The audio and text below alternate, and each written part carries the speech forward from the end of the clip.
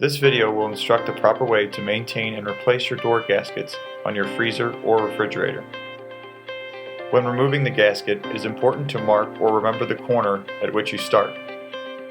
This will make it easier to put on later. Start at the corner and peel back the gasket.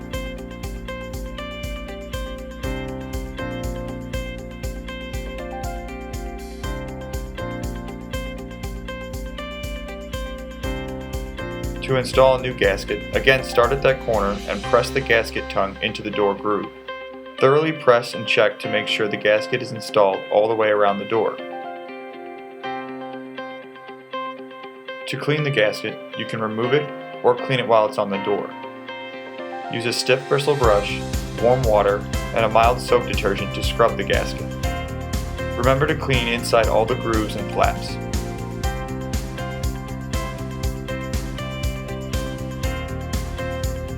For additional assistance or questions, please contact True's Technical Service Department at 1-800-325-6152.